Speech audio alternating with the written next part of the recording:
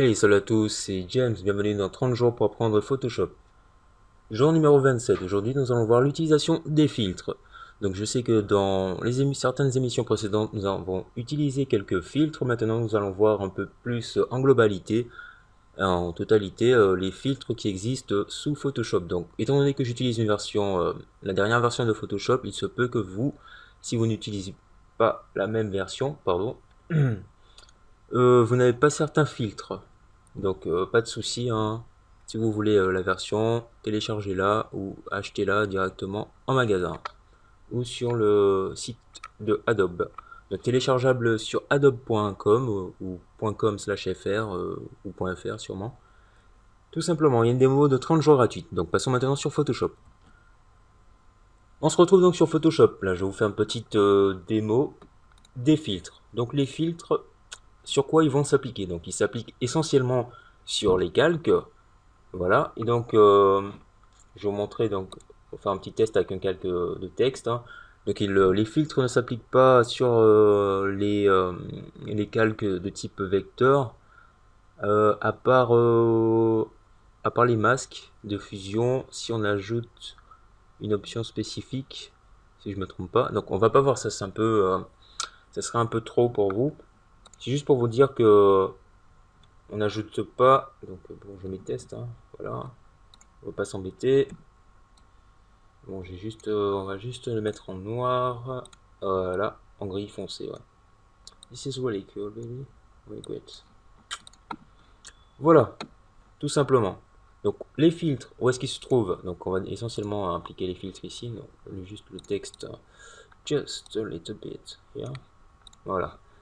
Donc les filtres ici se trouvent dans le panneau, dans la barre des menus. Donc il s'agit de filtres ici. Donc on a tout un panel de filtres classés par catégorie. Donc on a artistique, atténuation, bruit, contour, déformation, esquisse, esthétique, pixelisation, rendu, renforcement, texture, vidéo, divers. Donc ça ce sont on va dire des logiciels installés, donc que j'ai installés et qui se retrouvent sur Photoshop. Donc j'ai tout un panel de filtres également, donc des filtres photo pour avoir un effet film et autres, etc. Donc ici, on a des filtres propres à Photoshop CS6, notamment peinture à huile. Voilà. Et donc on a des mises à jour en ce qui concerne les filtres déjà existants, donc comme le point de fuite et d'autres. On a aussi dans atténuation trois nouveaux filtres qui sont ici présents, donc flou de profondeur de champ, flou de diagramme, et inclinaison décalage. Ouais, c'est ça. Voilà, donc je vous invite à regarder ma vidéo où je parle des nouveaux filtres, hein. Voilà, donc pour en savoir un peu plus, où je fais une démo.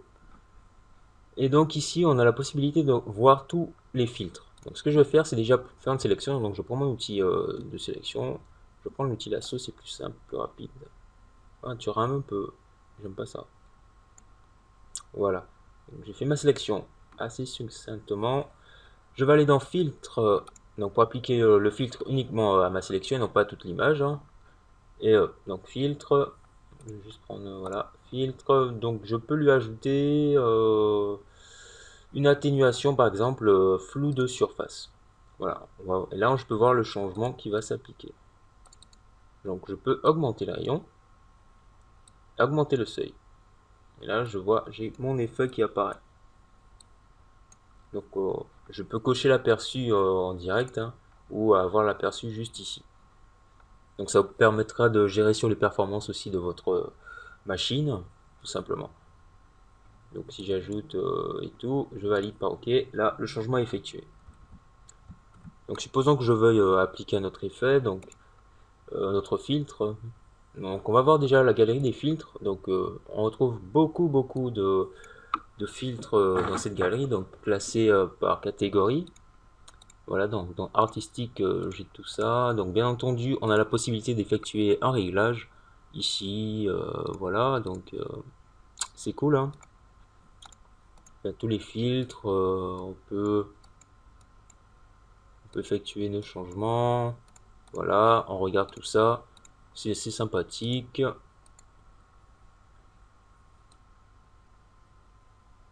Moi je trouve, hein. trouve que c'est assez sympathique. Voilà, on a ça.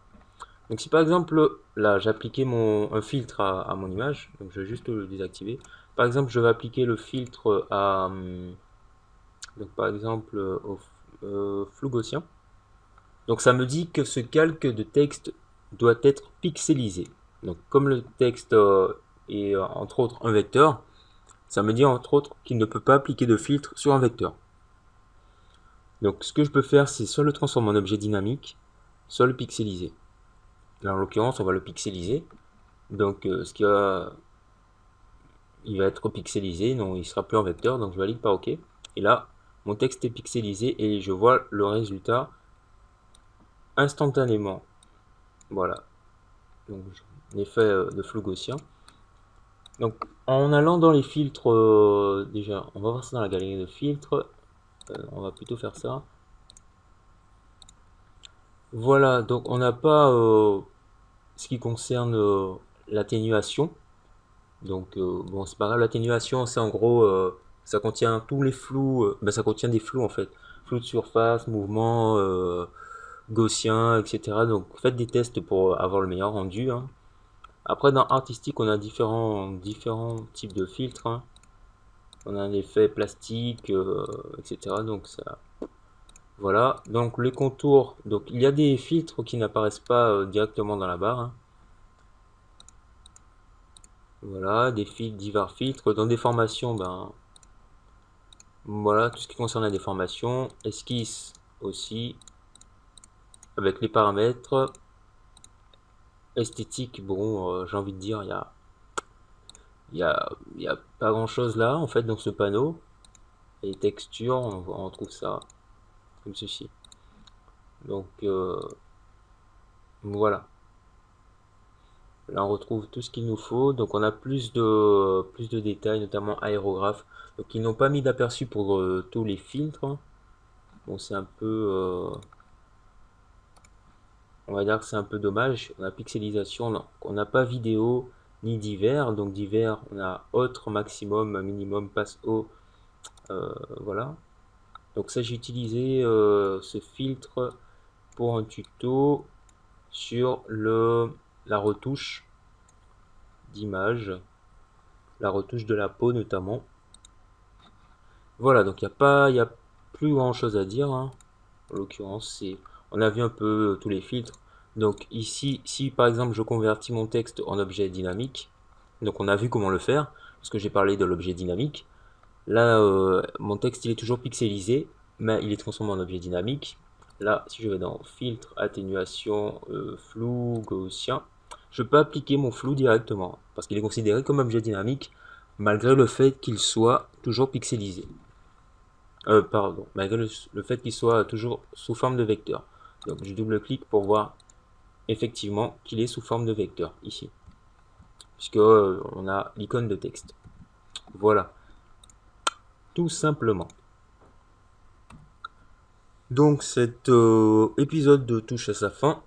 Vous avez vu comment appliquer des filtres sur une image, sur une sélection, également sur du texte. Donc ne pas oublier que pour le texte, il faut pixeliser le texte en l'occurrence, ou le transformer en objet dynamique. On a vu l'utilité de l'objet dynamique précédemment.